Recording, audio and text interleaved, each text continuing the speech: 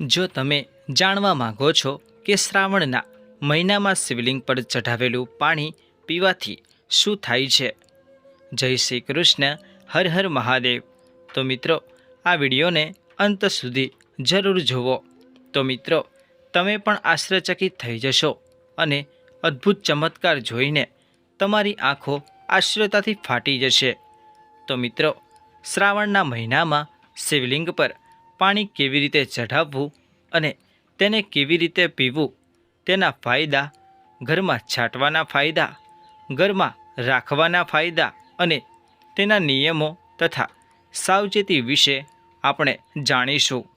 તો મિત્રો તે પહેલાં વિડીયોને લાઈક કરી, શેર કરી, કોમેન્ટમાં હર હર મહાદેવ જરૂર લખી દેજો અને અમારી ચેનલ અક્ષર અમૃતને સબસ્ક્રાઈબ કરી દેજો. તો મિત્રો સૌથી પહેલાં આપણે શ્રાવણ મહિના વિશે જાણી લઈએ. તો મિત્રો હિન્દુ ધર્મમાં શ્રાવણ મહિનાનું ખૂબ જ મહત્ત્વ છે. શ્રાવણનો મહિનો હિન્દુ પંચાંગનો 5મો મહિનો છે. અહીં આ મહિનો ભગવાન શિવને સમર્પિત છે. આ મહિનામાં શિવ ભક્તો ભગવાન શિવની વિવિધ પૂજા અર્ચના કરે છે. ખાસ કરીને શ્રાવણના સોમવારનું મહત્ત્વ વધુ છે. આ મહિનામાં શિવજીની પૂજા કરવાથી બધી જ મનોકામનાઓ પૂર્ણ થાય છે. ધાર્મિક માન્યતાઓ અનુસાર શ્રાવણના મહિનામાં ભગવાન શિવ અને માતા પાર્વતીની વિવિધ પૂજા કરવાથી ભક્તની ઈચ્છાઓ પૂર્ણ થાય છે. સાથે જ શ્રાવણના સોમવારના વ્રત રાખવાથી ભોલેનાથની વિશેષ કૃપા પ્રાપ્ત થાય છે. તો મિત્રો તમને જણાવી દઈએ કે આ વખતે શ્રાવણનો મહિનો 2025માં 25 જુલાઈ શુક્રવારથી શરૂ થશે અને 23 ઓગસ્ટ શનિવારે સમાપ્ત થશે. તો મિત્રો શું તમે જાણો છો કે આ પવિત્ર શ્રાવણ મહિનામાં કેટલા સોમવાર આવશે અને તમારે કેટલા વ્રત રાખવાના છે? ચાલો જાણીએ. તો મિત્રો શ્રાવણનો પ્રથમ સોમવાર 28 જુલાઈએ, બીજો સોમવાર 4 ઓગસ્ટ, ત્રીજો સોમવાર 11 ઓગસ્ટ અને ચોથો સોમવાર 18 ઓગસ્ટે આવશે. અમાસના દિવસે શ્રાવણનો મહિનો સમાપ્ત થશે. આમ કુલ 4 સોમવાર આવશે.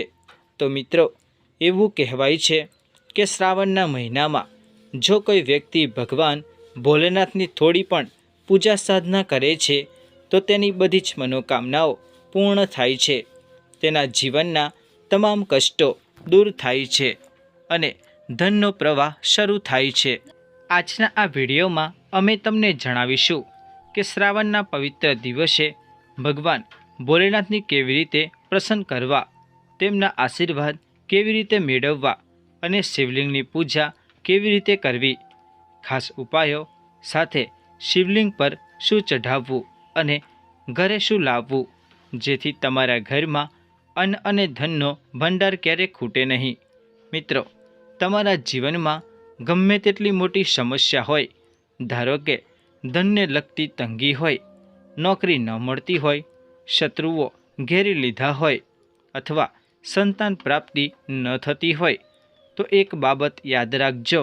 શ્રાવણનો પવિત્ર દિવસ એવો છે કે જો કોઈ વ્યક્તિ થોડા ઉપાયો કરે અને ભગવાન ભોલેનાથની પૂજા કરે તો તેની ગમે તેટલી મોટી મનોકામના કે કષ્ટ દૂર થઈ જાય છે. વિદ્યેશ્વર સહિતના 12મા અધ્યાયના શ્લોકમાં જણાવ્યું છે કે શિવલિંગ પર ચઢાવેલું પાણી 3 વખત થોડું થોડું કરીને પીવું જોઈએ. આનાથી શારીરિક, વાચિક અને માનસિક એમ ત્રણેય પ્રકારના રોગોથી મુક્તિ મળે છે. આજે હું તમને શિવલિંગ પર ચઢાવેલા પાણીની સંપૂર્ણ માહિતી આપીશ. તે પહેલાં વિડીયોને લાઈક કરી ચેનલને સબસ્ક્રાઈબ કરી દેજો. તો મિત્રો તમે ઘણીવાર કથાઓમાં સાંભળ્યું હશે કે 1 લોટો પાણી દરેક સમસ્યાનું નિરાકરણ લાવી શકે છે. શિવલિંગ પર ચઢાવેલું પાણી કાળને પણ રોકી શકે છે, કોઈનું જીવન આશ્ચર્યજનક રીતે બદલી શકે છે અને વિનાશને અટકાવી શકે છે. પ્રાચીન જ્ઞાન વિજ્ઞાનમાં પાણીને શ્રેષ્ઠ તત્વ માનવામાં આવે છે. એટલે જ કહેવાય છે જળ છે તો કલ છે. અમે ભગવાન ભોલેનાથને પાણી ચઢાવીએ છીએ, પરંતુ તેનો પ્રસાદ લેવાનું ભૂલી જઈએ છીએ. શિવલિંગ પર ચઢાવેલું પાણી ભોલેનાથનો પ્રસાદ છે, પરંતુ આપણે તેને લેવાનું ભૂલી જઈએ છીએ. આજના આ વિડીયોમાં અમે તમને જણાવશું કે શિવલિંગનું પાણી કેવી રીતે પીવું, તેના ફાયદા શું છે અને તેનાથી તમારા જીવનમાં કેવા ચમત્કારો થાય છે. તો ચાલો સૌથી પહેલાં શિવલિંગ પર ચઢાવેલા પાણીના ઉપાય અને ઉપયોગ વિશે જાણીએ. નંબર 1. પીવાના ફાયદા. શિવલિંગનું પાણી પીવાથી આરોગ્યની પ્રાપ્તિ થાય છે. તમે બીમાર નહીં પડો અને લાંબા સમય સુધી તાવ નહીં આવે. જે લોકો મોસમના બદલવાથી વારંવાર બીમાર પડે છે, તેમના માટે આ પાણી રામબાણ છે.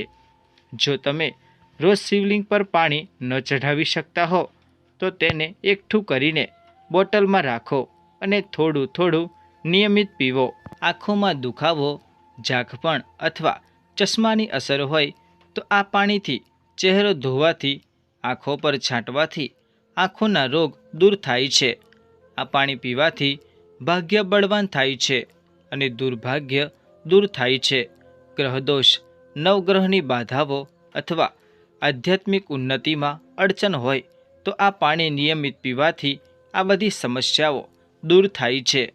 આ પાણી પીવાથી શરીરનું કાલ્પયકપ થાય છે. શરીરમાં નવી શક્તિ, ઉર્જા અને જોમ આવે છે. જો તમે પાપોમાંથી મુક્તિ મેળવવા માંગો છો તો આ પાણી નિયમિત થોડું થોડું પીવો. જો તમે કોઈ મંત્ર સિદ્ધ કરવા માંગો છો તો આ પાણી પીવો અને ઓમ નમો શિવાયની એક માળાનો જાપ કરો તો સિદ્ધ પ્રાપ્ત થશે. નંબર 2. ઘરમાં છાંટવાના ફાયદા. શિવલિંગનું પાણી ઘરમાં છાંટવાથી ગરીબી, દુઃખ, દોષ અને શોકનો નાશ થાય છે. ઘરમાં લક્ષ્મીનો સ્થાયી વાસ થાય છે અને અન્નનો ભંડાર હંમેશા ભરેલો રહે છે. ઘર તીર્થ જેવું પવિત્ર બને છે અને ઘરના સભ્યોનું આચરણ અને વર્તન સુંદર બને છે. ઘરમાં એકતા જળવાય છે અને ઝઘડા થતા નથી. ઘરમાં વાસ્તુ દોષ, નજર દોષ, શનિ દોષ, કાળસર્પ દોષ વગેરે દૂર થાય છે.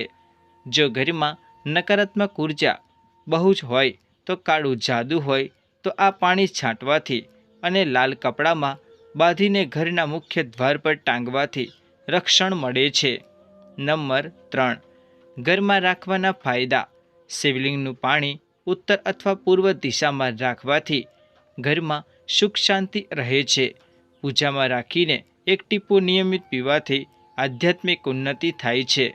આ પાણીને બીલીપત્ર સાથે તાંબાના લોટામાં 1 ફૂટ જમીનમાં દાટી રાખવાથી ઘરમાં અકાળ મૃત્યુ નથી થતું.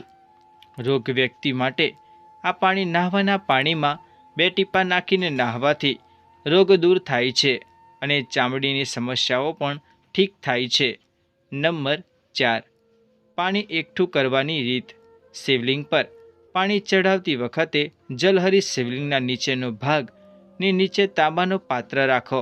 શિવલિંગ પર ચઢેલું પાણી ભોલેનાથનું સ્મરણ કરીને માથું ટેકવીને પ્રસાદ સમજીને એકઠું કરો. નંબર 5. નિયમો અને સાવચેતી. આ પાણી પર કોઈની છાયા ન પડવા દેવી. તેને હંમેશા પૂજા રૂમમાં જ રાખવું, નહીં તો તેની દિવ્યતા ઓછી થઈ શકે છે. મહિલાઓ માસિક ધર્મ દરમિયાન આ પાણીને અડવું નહીં, પરંતુ કોઈની મદદથી પી શકે છે. જો તમે માંસ માછલી ખાઓ છો તો આ પાણી ન પીવું. નાહી ધોઈને ભગવાન શિવની ક્ષમા માગીને પીવું જોઈએ. નંબર 6. અન્ય ઉપાયો. ભગવાન શિવને અવઘડ અને ભોલેનાથ કહેવાય છે, પરંતુ તેમનો ગુસ્સો પણ પ્રલયકારી છે. પૌરાણિક માન્યતાઓ અનુસાર જો કોઈ વ્યક્તિ આખું વર્ષ વ્રત ન રાખે અને માત્ર શિવરાત્રિનું વ્રત રાખે તો તેને આખા વર્ષના વ્રતનું પુણ્ય મળે છે. શ્રાવણના 4 પ્રહરની પૂજા અત્યંત ફળદાયી છે. સંતાન પ્રાપ્તિ માટે શ્રાવણમાં લોટના 11 શિવલિંગ બનાવી તેનું જળ અભિષેક કરો. કોઈ મનોકામના માટે 21 બીલીપત્રો પર ચંદનથી ઓમ નમઃ શિવાય લખી શિવલિંગ પર ચઢાવો. લગ્નમાં અડચણ હોય તો શ્રાવણ મહિનામાં શિવલિંગ પર કેસર મિશ્રિત દૂધ ચઢાવો. લગ્નના યોગ બનશે. તો મિત્રો, આટલું કરવાથી જ શિવલિંગ પર 1 લોટો પાણી ચઢાવવાનું પુણ્ય મળે છે. તો મિત્રો, આ વિડીયો ગમ્યો હોય તો વિડીયોને લાઈક કરો, શેર કરો અને ચેનલને સબસ્ક્રાઈબ કરો.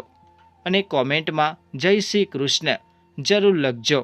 તમારા જીવનમાં હંમેશા સુખ અને સમૃદ્ધિ રહે એવી શુભેચ્છા.